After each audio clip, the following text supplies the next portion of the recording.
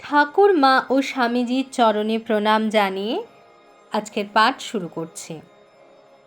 আজকের বিষয় স্বয়ং ঠাকুর ও মা দুজনেই আমাদেরকে বলেছেন যে এই প্রার্থনাই শ্রেষ্ঠ প্রার্থনা। তো শ্রেষ্ঠ প্রার্থনা কি সেটি আমরা আজকে দেখব। শ্রী রামকৃষ্ণ ও শ্রীমা সারদা দেবীর জীবন ছিল সদাই প্রার্থনাময়। অর্থাৎ ঠাকুর ও মায়ের জীবন ছিল সর্বদাই প্রার্থনাময়। ঠাকুর যে প্রার্থনার সহায়তায় শুধু ঈশ্বরলাভই করিয়াছিলেন তাহা নহে, ঠাকুর প্রার্থনার সাহায্যে কিন্তু ঈশ্বর লাভ করেছিলেন। প্রার্থনার এতটাই গুরুত্ব। আর কি বলছেন, তিনি ছিলেন জগদম্বার বালক, বালকের ন্যায় আদর আবদারে নানা প্রার্থনা জানাইতেন মায়ের নিকট। অর্থাৎ মায়ের নিকট তিনি নানা প্রার্থনা জানাতেন, আদর আবদার করে প্রার্থনা জানাতেন মায়ের নিকট। আর কি করতেন, সাধন জীবনে জগৎমাতার দর্শনের জন্য ব্যাকুলভাবে প্রার্থনা জানাইতেন। ঠাকুর ব্যাকুলভাবে প্রার্থনা করতেন। ঠাকুর কি বলতেন আমরা শুনি। ঠাকুর বলতেন, তুই রামপ্রসাদকে দেখা দিয়েছিস, কমলাকান্তকে দেখা দিয়েছিস, আমাকেও দেখা দিতে হবে। ঈশ্বর দর্শনের জন্য ইহা এক নজিরহীন নাছোড়বান্দা প্রার্থনা। তো ঈশ্বর দর্শনের জন্য একটি নাছোড়বান্দা প্রার্থনা, সেটি কিন্তু ঠাকুর করেছিলেন। ঠাকুর বলছেন, তুই রামপ্রসাদকে দেখা দিয়েছিস, কমলাকান্তকে দেখা দিয়েছিস, আমাকেও দেখা দিতে হবে। একটি প্রশ্ন সাধারণ মানুষের মনে ওঠে, তাহা হইল অর্থাদি, অর্থাৎ জাগতিক ভোগ সুখের জন্য ভগবানের নিকট প্রার্থনা করা উচিত কিনা। আমাদের যা কিছু চাই ভোগ সুখের জন্য জাগতিক, তো সেই সবের জন্য কি ভগবানের নিকট প্রার্থনা করা উচিত? বলছেন গীতায়, শ্রী ভগবান অর্থার্থীকেও সুকৃতিশীল বলিয়া নির্দ্বিধায় নির্দেশ করিতেছেন, কারণ ভগবানই একমাত্র দাতা। আমাদের যদি কেউ কিছু দিতে পারে সেটি শুধুমাত্র ভগবান। এই প্রগাঢ় বিশ্বাস যে অর্থার্থীর হইয়াছে, সেই তাহার নিকট প্রার্থনা করে। এই বিশ্বাসটি যার হয়েছে সেই ভগবানের নিকট প্রার্থনা করে। আর কি বলছেন, নিম্নতর চাহিদা মেটাবার পর ঈশ্বরের শক্তি ও কৃপাতে নির্ভর করিয়া সে পরের উচ্চতর আদর্শ চাইবে। এইটি ভারতীয় দর্শনের ক্রম উন্নতির তত্ত্ব।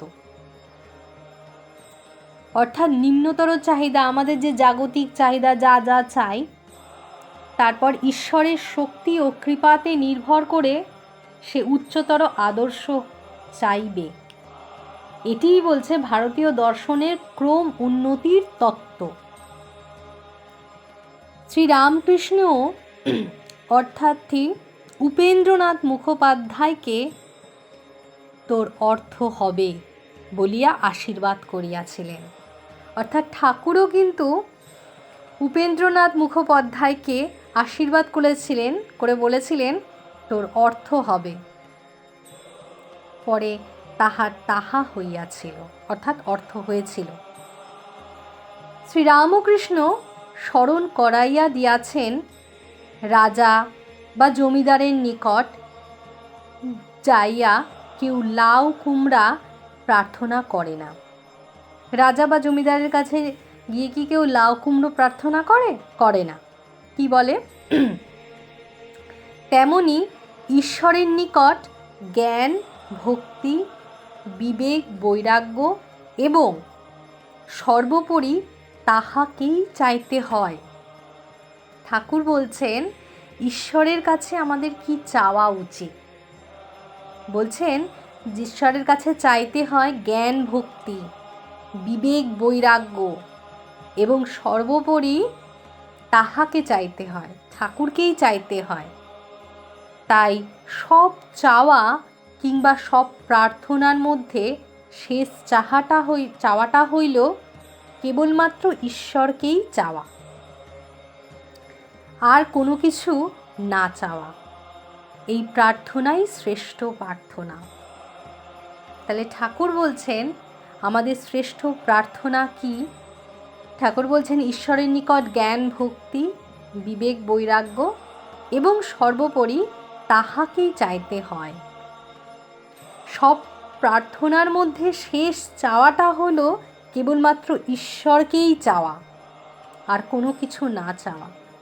এতে মা কি বলেছিলেন? শ্রীমা সারদা দেবীও সেই চূড়ান্ত প্রার্থনার কথা বলিতে গিয়া বলিয়াছেন, নির্বাসনা চাহিতে হয়। মা বলেছেন যে নির্বাসনা চাইতে হয়, আর কি বলেছেন? নির্বাসনা হলে এক্ষুনি হয়। অর্থাৎ মা বলছেন যে নির্বাসনা যদি হয় আমাদের, তাহলে এক্ষুনি হয়। তাহলে ঠাকুর বললেন যে আমাদের শ্রেষ্ঠ প্রার্থনা জ্ঞান ভক্তি বিবেক বৈরাগ্য, এগুলো তো আমরা চাইবই, কিন্তু আমাদের শ্রেষ্ঠ প্রার্থনা হচ্ছে ঈশ্বরকেই চাওয়া, আর কিচ্ছু না। আর মা বলছেন একই নির্বাসনা চাইতে, নির্বাসনা প্রার্থনা করতে বলছেন। যদি আমাদের একবার নির্বাসনা হয়ে যায় তো এক্ষুনি হয়। তো শ্রী ঠাকুর ও শ্রী মার জীবন ছিল সদাই প্রার্থনাময়। শুধু এই প্রার্থনার মাধ্যমেই কিন্তু ঠাকুর ঈশ্বর লাভ করেছিলেন। তো আমরাও ঠাকুরের নিকট প্রার্থনা করব যে জ্ঞান ভক্তি দাও, বিবেক বৈরাগ্য দাও। আর যে শ্রেষ্ঠ প্রার্থনাটি ঠাকুর বলেছেন যে সবথেকে শ্রেষ্ঠ প্রার্থনা কেবলমাত্র ঈশ্বরকেই চাওয়া, এটিই হচ্ছে শ্রেষ্ঠ চাওয়া।